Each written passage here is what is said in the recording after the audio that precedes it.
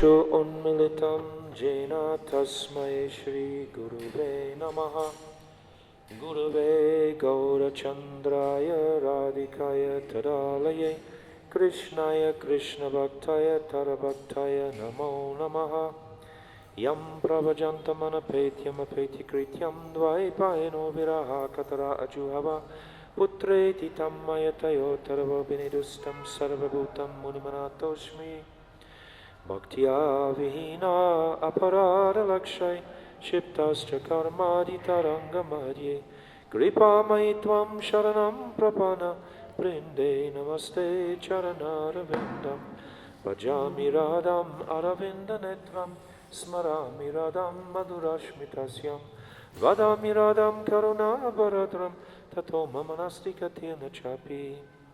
I first of all offer millions and millions of Dandavat pranams unto the lotus feet of my most beloved Gurudev, Nitya Leela Pravishna Om Astotar Sarashishimad Srila Bhakti Vedanta Narayan Goswami Maharaj. And the same again millions of times unto the lotus feet of our beloved Nitya Leela Pravishna Om Astotar Sarashishimad Srila Bhakti Vedanta Swami Srila Prabhupada. And all the Vaishnav and Vaishnavi devotees of the Lord, Dandavat pranams. But this mood of that we're discussing, of Uddhav's visit to Vrindavan. So yesterday we discussed in the light of entering this topic through the access of Sri Chaitanya Mahaprabhu. Understanding, I was reading in the Madhya Lila chapter 2 how it's referenced that Mahaprabhu's feelings of separation were likened to Radharani at Uddhav Kyeri.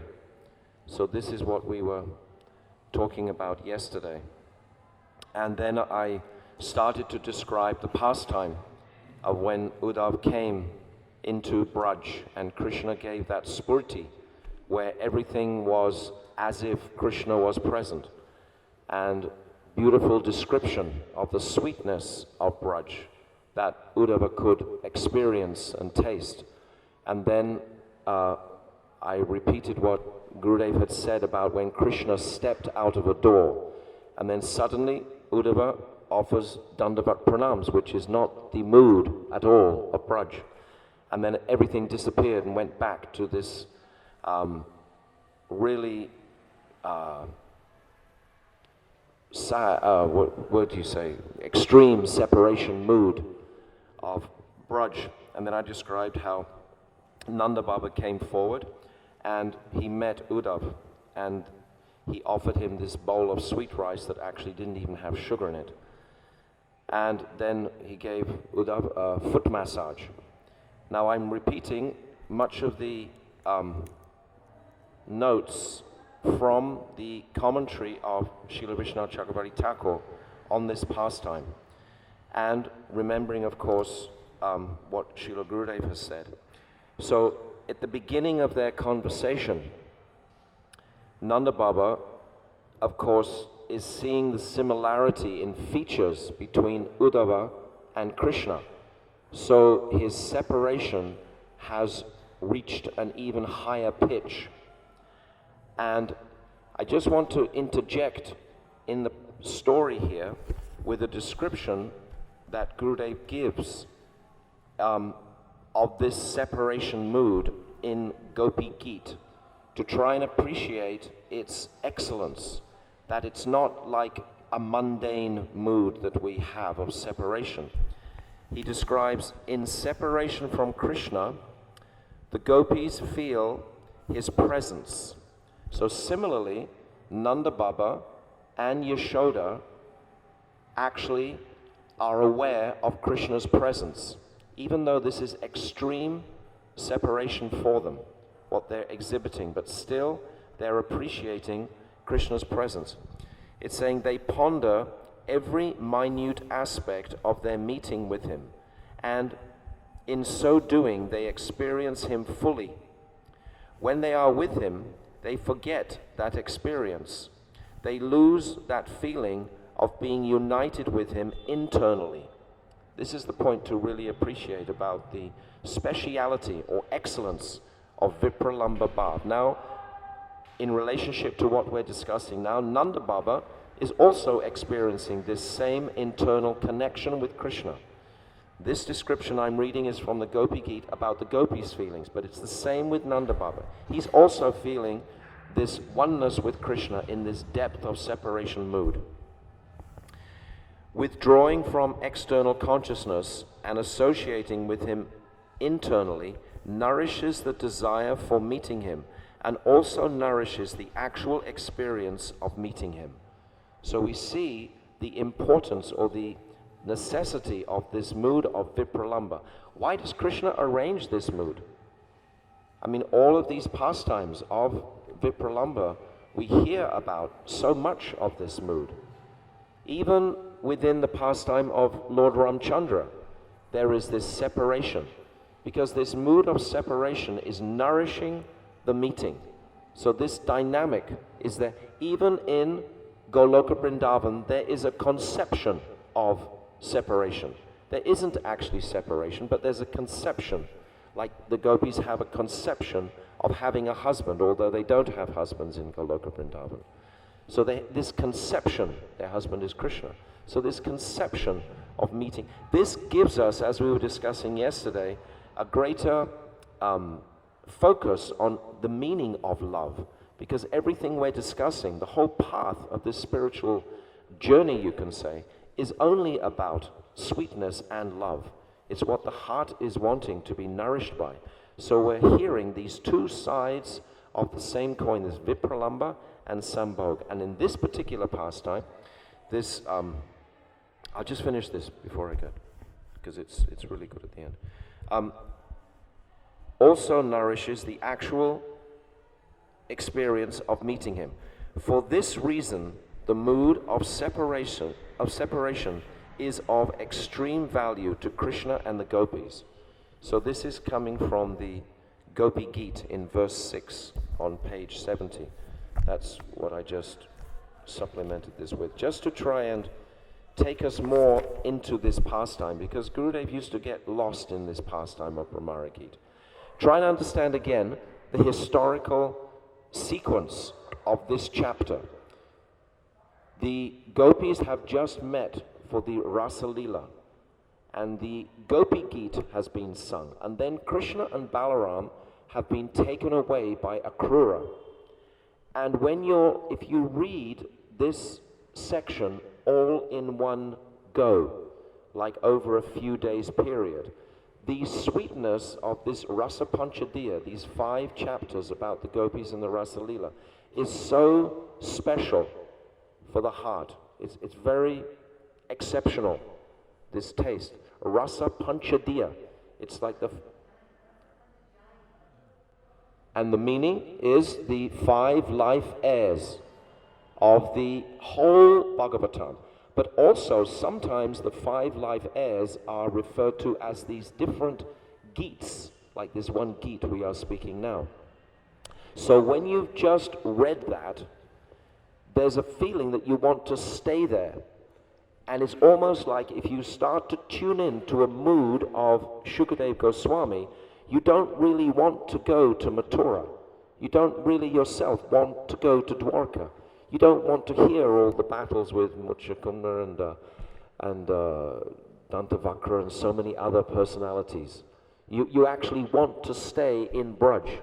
So when it comes back to this Uddhav pastime, this Uddhava entering into Vrindavan, it's very wonderful. It's like a festival in itself. What to speak of this personality of Uddhava, as we described yesterday, as the meaning of Uddhava as being a festival of joy. That's the meaning of the word Uddhava. It means festival of joy, we discussed yesterday. So in this context, it's a great relief for the sadhak to come back again to Braj in the Bhagavatam. So in the light of the chapters working through, we become very happy again when we're referencing Vrindavan. It's like we have also left Vrindavan when we actually go with Krishna, because that's what the description's all about. Breaking the bow, killing Kamsa, all these different paths. And we're thinking, well, what about the gopis? The gopis are just left there. And Sukadeva Goswami has gone, but he hasn't gone on. He's come back again in this particular pastime. Because of course, it's described by Narayan Bhatta Goswami, who has written extensively about the pastimes of Krishna in Vrindavan, in Braj. He's one of the authorities of Braj Leela. He had his home, his place in Uchagaon, and he's written something like about 6,000 or 7,000 different pastimes around in Braj. But he's saying that every single step that Krishna takes in Braj is actually a pastime. There's a story, there's a connection with every step that he's taking. So what could Shukadeva Goswami speak? He could speak endlessly on a whole universe of descriptions of Krishna's pastimes. But he's come back with Uddhava to Vrindavan. So now when Nanda Baba has welcomed Uddhava into his home, which Gurudev describes in that, those three books, Nectar of Govinda Lila, Rasa, Bhakti Rasayan. Yes, in this book in particular, Gurudev describes these feelings of Mother Yashoda and how the whole house is filled with cobwebs, etc. No cooking utensils. There's such a mood of vipralamba, of separation. So we described that something yesterday. So now Nanda Baba, he's meeting Uddhava in this circumstance. And it's described by Vishnu Chakravarti Thakur that there's no way he can even say the name of Krishna, first of all. All he wants to do is ask Uddhava, well, how is Krishna? You've just come from Mathura, you're a messenger, you've come in the same chariot that Krishna left in. So there's all this udipan of sweetness, of speciality, of Krishna's remembrance has come right to Nanda's door. He's just choking with emotion, so he can't even say the word Krishna. So first of all, he asks how his brother is, Vasudeva. Vasudeva is his cousin brother. Their father, Devamila, had two wives, a Kshatriya wife and a Vaishya wife.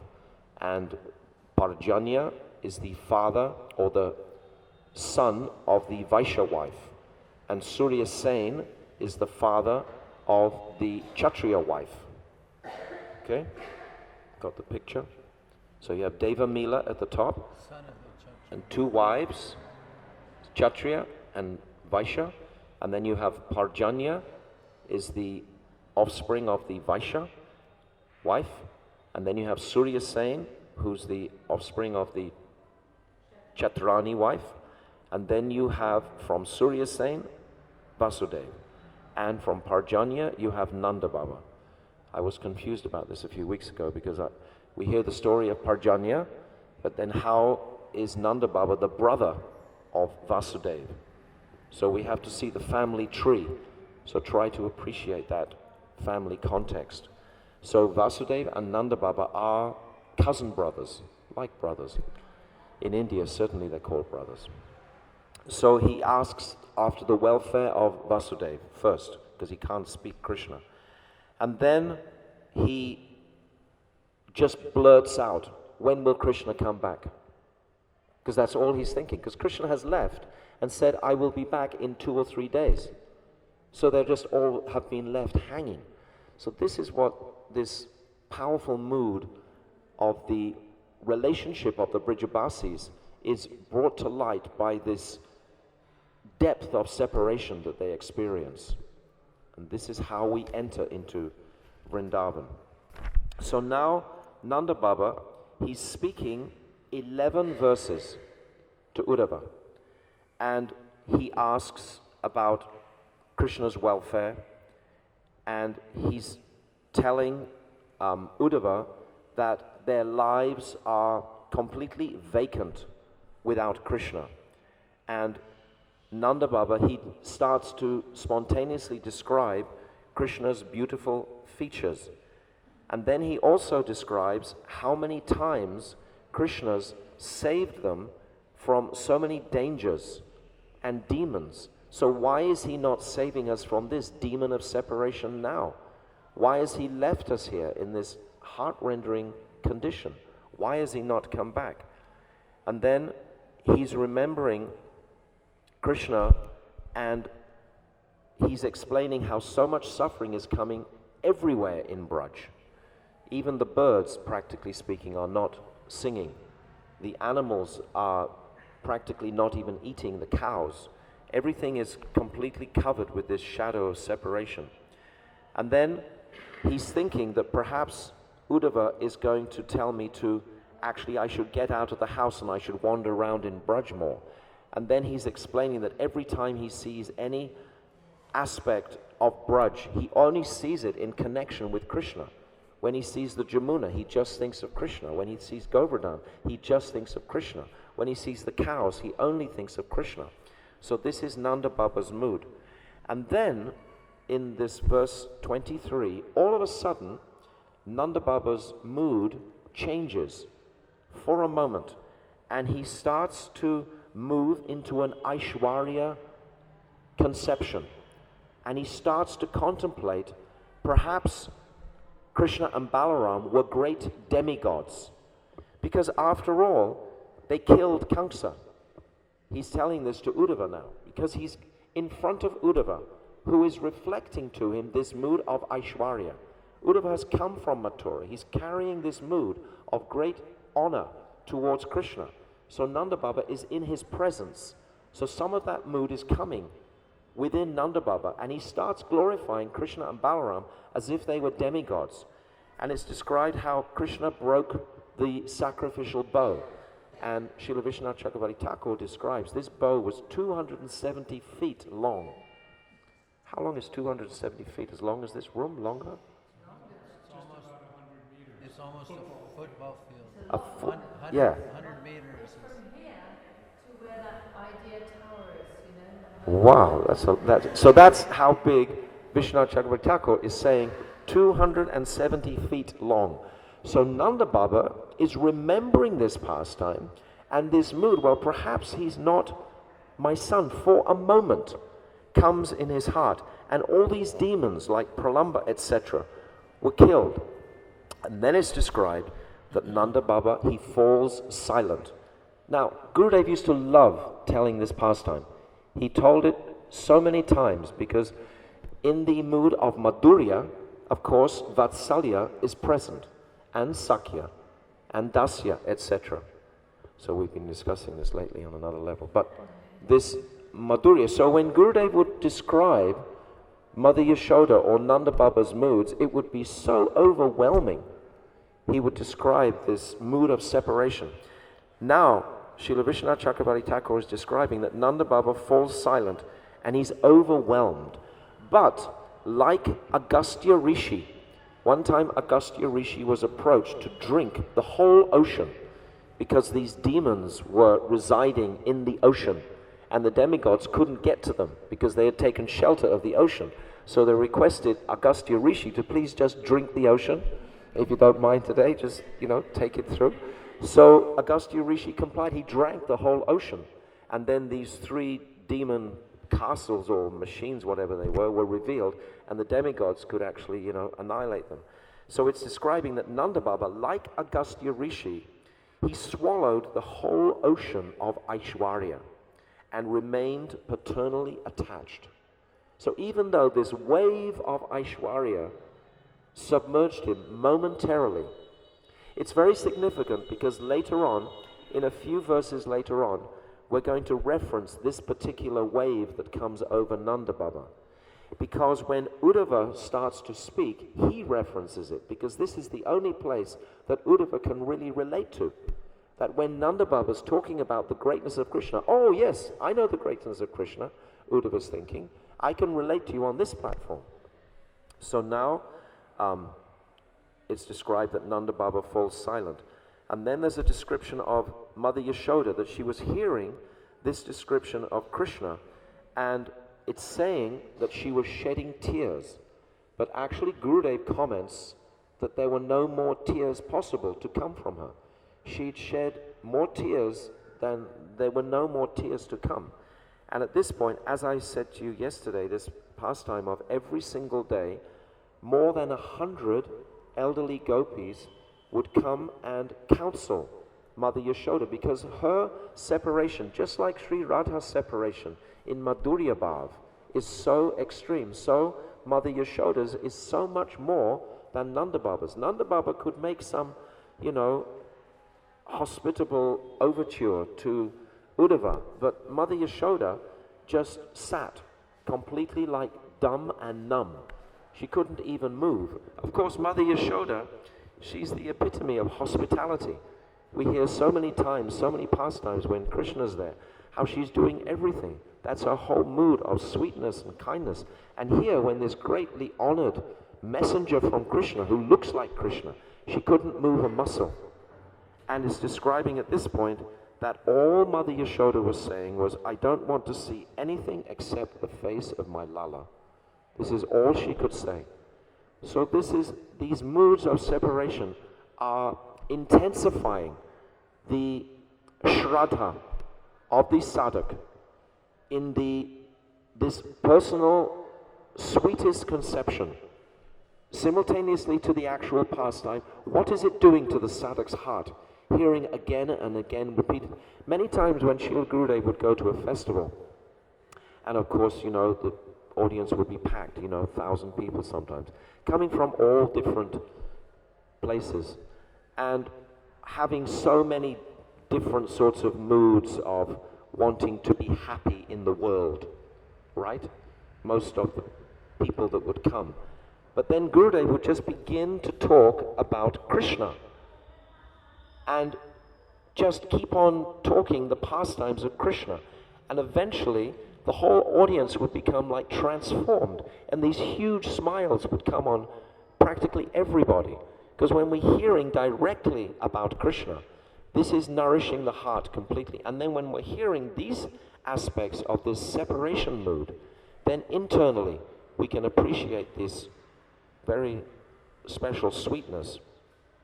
Now, in verse 29, Uddhava, it's described, joyfully addresses Nanda and Yashoda.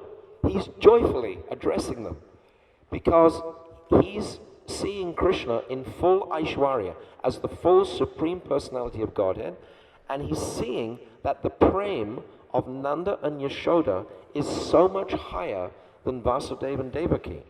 Therefore, in bliss, he's thinking that his life has become successful in seeing such an extraordinary prem of Nanda Baba and Yashoda. So he's feeling completely joyful, but he's not really empathizing with their feelings of bereavement and, emptiness because Krishna's gone. He's just seeing it from another platform. So here, remarkably, we're seeing this Aishwarya and this Madhurya meet in a sense. It can't meet like that, but still it comes together. Still these two waves are actually, they don't merge, they can't merge, as we'll see. Because then Uddhava, he starts to praise Nanda and Yashoda's prem for who? For Lord Narayan. He starts to praise, how much prem they have for Narayan. Which is, different to what Nanda Baba's feeling. Nanda's only submerged in this paternal feeling that this is my son, my darling son. And then Uddhava, he refers to this verse that I just described when Nanda Baba suddenly moves into this Aishwarya mood and starts talking about Krishna as being a demigod. And then Uddhava thinks, yes, this is the right place. Nanda's got it right when he was thinking that. So he starts referencing that straight away. And then Uddhava starts to describe Krishna and Balaram as Narayan, as the center of the universe, and says that actually, in fact, Krishna and Balaram are one. So when the devotees are reading this, they're thinking, wow, how can you move away from this sweetness? But we should appreciate that there are so many souls who will see like that, actually, even today. There are so many people who prefer that greatness of Aishwarya to the actual sweetness of Madhurya. So Shukadev Goswami, in his brilliance, he's included this part to nourish those souls also. All souls are to be nourished back to Krishna. So some souls, their sthayi bhav is fixed in that Aishwarya mood. So Uddhava, he says that Krishna and Balaram are like the Parush and Pradhan. They're both essentially one. And he says, your love has burnt up all impious deeds and all fortune for you. That's almost like karma yoga in a sense, saying that actually your love is going to get a huge result for it. I mean, people see it like this. You know, it's like a reality that's being mirrored here. Even in this very personal, sweet understanding of Yashoda and Nanda Baba's moods, there's this other aspect that is there. And then Uddhava tries to console them, and he tries to pacify them so that they'll stop their tears, because he can't handle that. He doesn't know whether to glorify them or whether to... He's actually a little confused here. He doesn't quite know what to do here. And this is extraordinary for Uddhava, who's so expert in these types of matters, not know what he's supposed to do. And then he tries to pacify them and weaken their prem by elaborating on the Aishwarya aspect of Krishna and Balaram. He thinks, I can only deal with this if I weaken their prem and take them to an Aishwarya place. So he's trying to glorify Krishna. And then he tells them that Krishna is directly the Supreme Lord. And therefore, the Supreme Lord doesn't have a mother and father. So therefore, Nanda Baba and Yashoda aren't their real father and mother. So Uddhava really believes this. So he's feeling that, and then he's saying that actually Narayan comes to solace his devotees. But he's throwing this into this whole different conception within this profoundly beautiful, sweet part. Our heart starts melting when we're hearing Nanda Baba and Yashoda. Then all of a sudden, you have this other angle. But it's a reality in the world. Then he tries to say that Krishna is Nirgun and doesn't even play. I mean, how can we accept these kind of things? I mean, Uddhava is Krishna's dear friend, and he's saying like this. So, and then he's saying that Maya Shakti has created this world of illusion. He starts to speak to Nanda Baba like this, and that Krishna is actually everybody's son. It's almost like, we don't want to hear it, but this is what Uddhava is saying. He's trying to weaken that prem because he doesn't know how to console it. He doesn't know what to do with it. Isn't it an extraordinary pastime that should be just dropped in this Srimad Bhagavatam to demonstrate, the exemplary nature of the Brijabasi's love? Because when it's suddenly shown like an example of what it's not, then it becomes even greater. So actually the heart of the sadhak listening, he just wants to go back to that mood of Nanda Baba and Yashoda. But this other influence of Aishwarya is challenging it. And then it's saying that the entire night passed in discussion. And Uddhava failed to get Nanda and Yashoda to follow his advice. Neither could he pacify them. Even though Nanda knows Krishna, sometimes he knows him as Narayan, but still he remains my son. Even if he's Narayan, he's still my son. This is very beautiful. And we also know that Krishna has so much attachment to being our son. Krishna is attached to us as his parents. It's not only me that's thinking Krishna is my son, but Krishna is thinking I'm his father. So that attachment is really beautiful. And then, how could Krishna be bound up by Mother Yashoda if he wasn't our son? How could that happen? You can't bind Narayan to a grinding mortar and chastise him and slap him, etc. Of course he's my son. So all this description is deepening our appreciation of the Brijabasi's love.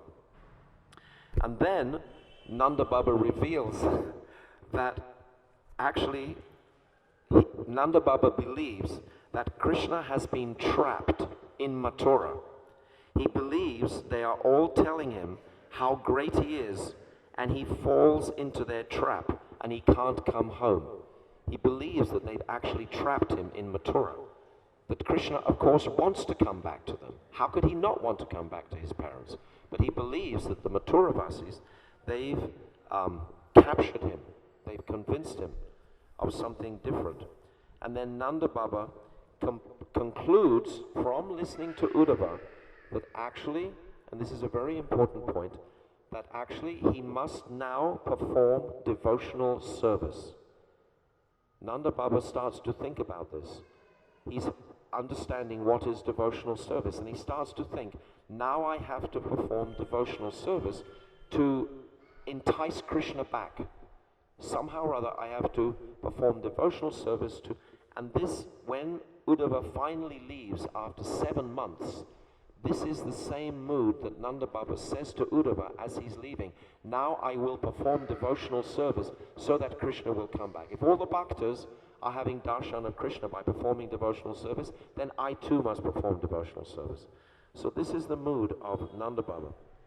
And then in the end, Nanda Baba, he stopped thinking of all these things it's described and just lamented for Krishna. And then we hear a very wonderful description in this same chapter of the beautiful women of Braj, the Braja Ramanis and the elderly gopis. Yeah. At what point does Mother Yashoda pack her bags up and start to go? This was before Uddhava came. This is not at the pastime, but this is such a beautiful pastime. In the scorching heat of summer, Sajjan Maharaj is remembering this pastime. Gurudev writes about this. I remember first reading this so many years ago and being completely melted that Mother Yashoda, in her bewilderment and her extreme separation, one midsummer, June, when the sun is at its highest, she starts packing a bag with all Krishna's little articles, his flute, his peacock, and she puts them in a sack and she's starting walking out. And they say, "Where are you going?" And she says, "I'm going to offer my services to Devaki. I want to be her maidservant. If I can become her maidservant in her palace and just see my Lala for 1 moment a day, that will satisfy me." And she starts to walk towards Mathura. And then the other elderly gopis, they check her and they stop her walking. Say? Yes, she's surrendering to that.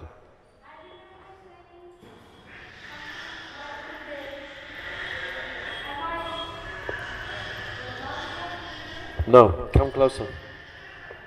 Speak very loudly. I just want to finish this chapter before 7 o'clock. There's only a little bit more to do.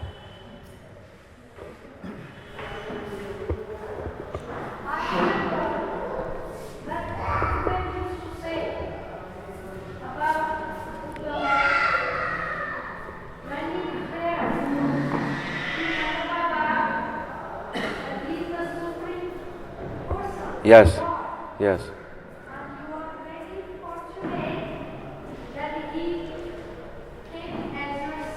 Yes.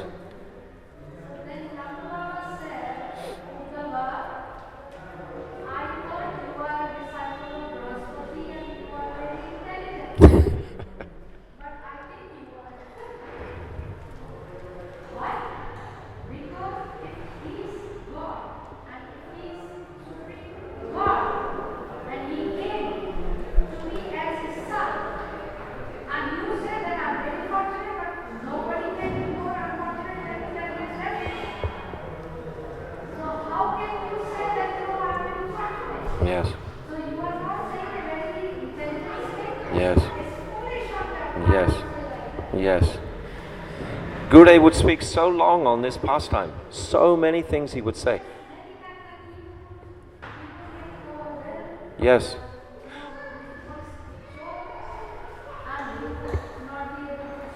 Yes.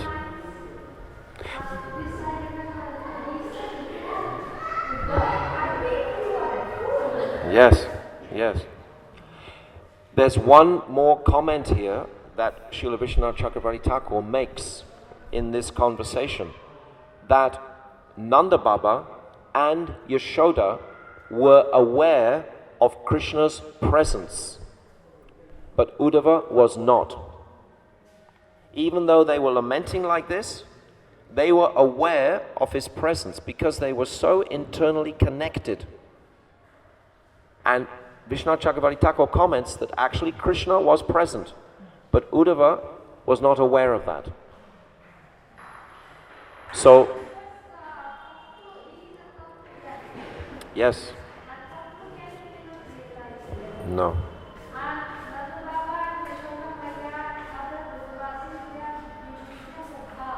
Yeah. Yes. Yes. Yes.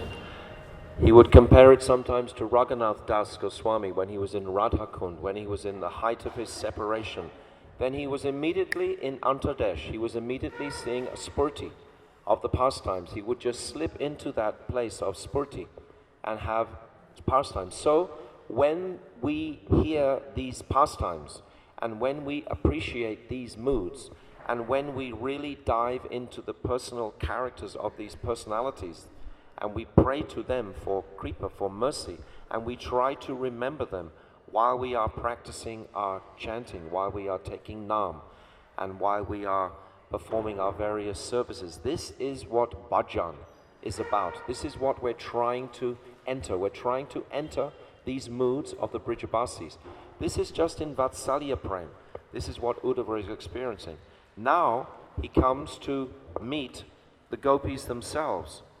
And I remember one time, maybe Vichitri was there in Silversea, in Germany, Silversea. And we were having one big festival, and Gurudev was describing this pastime. And he was describing how in the morning, after this evening with Nanda and Yashoda, he went down to Krishna Kund, which is there in Nandagaon, near Pavan Sarovar. It's not there anymore. And he bathed his face, and then he turned round, and he saw this Kadamba forest off to the right. And if you know where Nanda Baba's palace is, and then you come down near Pavan Sarovar and you look to the right, it looks across to Uddhav Kyeri. So that Kadamba forest was like enormous. The trees were enormous. And he saw right deep into the forest, there was this illumination. There was this light, this illumination. And he realized at that point, these are the Brajaramanis. These are the gopis that Krishna has told me to go and console.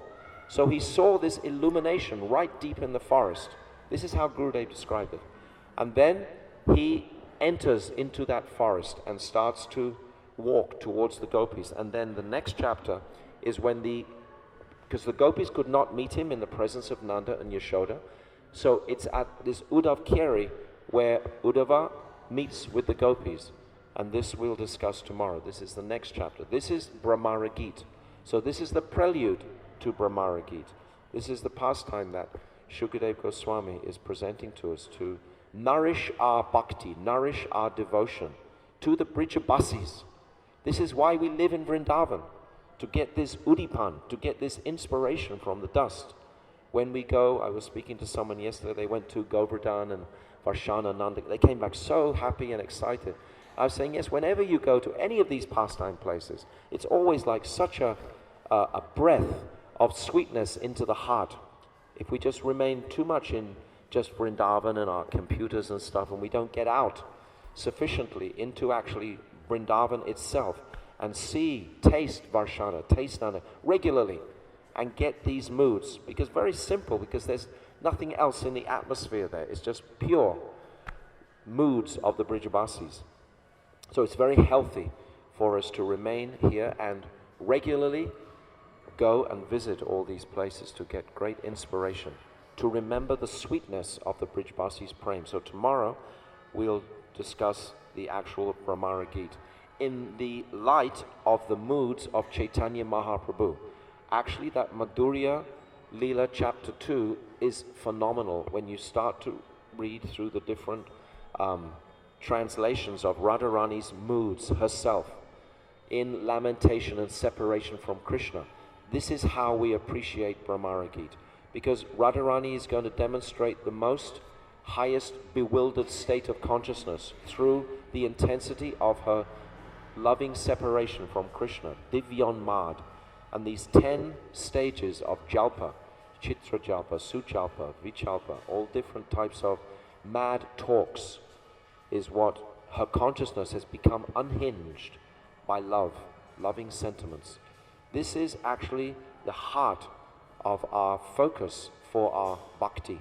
it's very high, and we have to deal with many other sort of material things like reconciling our bodily identities, etc. But if we can capture something of this goal, we want to try and bring the focus to this place while we're chanting, and to remember these pastimes while we're chanting, and this will melt the heart, and then we will be really in Braj, not just, by body, but actually by mind and heart. So I'll stop here at 7 o'clock. They should begin the arati soon. So tomorrow evening, I'll begin this at 5:30, so that there's more time, because there's actually so many parallels I can share with you coming from Chaitanya Charitamrita. If we hear these pastimes without the excellence of Chaitanya Mahaprabhu, we're not really going to get the full picture ever. This has to be based on the teachings of Chaitanya Mahaprabhu to make entrance into these pastimes in a very sober fashion. Chaitanya Mahaprabhu was the most renounced personality, and he is tasting these in the most sacred way. And if we hear how he is tasting we are following him. We are following his shishyas, his Vargya, his associates, Rupa Goswami, Sanatan Goswami, Jiva Goswami, etc. We're following there. So it's very pakka. It's not at all sort of out of balance. If it was just Krishna without Chaitanya Mahaprabhu, then it's almost like you're up there and your feet aren't on the ground, so to speak. But when Chaitanya Mahaprabhu's teachings are very solid, then it gives us some credibility, or what you call authority, or eligibility to enter into these sweet pastimes. So just remembering those prayers of the Shikshastakam, for example, in that 8th verse, Aslisya vapadaratam panashno mam adarshanam hapatam paramparasha mat prananastu sa eva naparaha. That Radharani is feeling that whether you embrace me, or whether you push me away, or whether you enjoy lovers in front of me, or whether you don't, still you are my prananath, life after life. So this mood of complete submission to Krishna is only reflected through the teachings clearly of Mahaprabhu's giving us entrance. Without Mahaprabhu, who would understand even the meaning of parakya? So it must come around to Mahaprabhu, and then it goes to Krishna, then back to Mahaprabhu. So it goes in a sublime circle like this. So this is the prelude to Bhramara Gita, and we'll discuss the questions. It actually gets remarkable, the messages that Uddhava is carrying. So we'll discuss that tomorrow. Srila Gurudev ki jai, Bhramara Gita ki jai, Shukadev Goswami ki jai, Anantakota Vaishnava Vrinda ki jai, Gaur Premanandi, Hari Hari Bol, Vanchakalpatarubhyascha, Kripa Sindhu Vivacha, Patitanam Pavanibhyo Vaishnavi Vinod.